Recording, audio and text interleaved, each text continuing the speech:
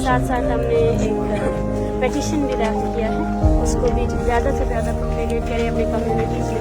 हमें यूथ की सबसे ज़्यादा ज़रूरत है।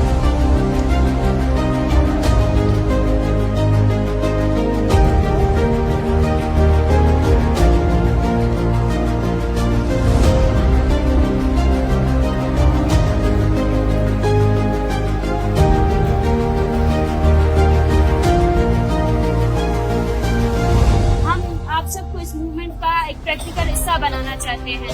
ये मूवमेंट सिर्फ बलोच की नहीं है, बाकी आप सब की है। और इस मूवमेंट में सबसे ज्यादा प्राइम टारगेट बना है स्टेट ऑपरेशन का, वो वुमेन है, चाहे किसी भी कम्युनिटी का क्यों न हो।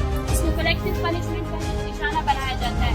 अगर बलूचिस्तान में 50,000 लोग लापता है और KPK में तो पश्चिम 30,000 लोग लापता है, तो 30,000 लोगों के साथ साथ इतने खानदानी भी सफर कर रही है, जिनमें औरतें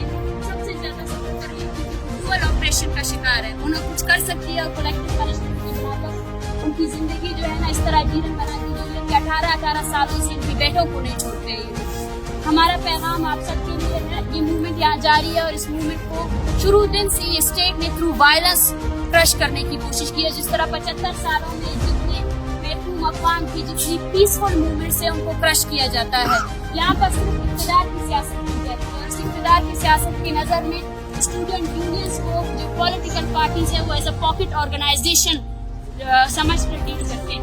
आप सबका ताल्लुक पाकिस्तान की सबसे बड़े यूनिवर्सिटी से है और हम यहाँ आपके साथ वो पैगाम लेकर आए हैं कि आपने पॉलिटिसाइज होना है। अपने पॉलिटिकल सर्कल्स में जो ऑप्रेस्ड नेशन से बात करनी है, मुसलसल तौर पर तहरीकों के साथ अपने आप को जोड़ना है।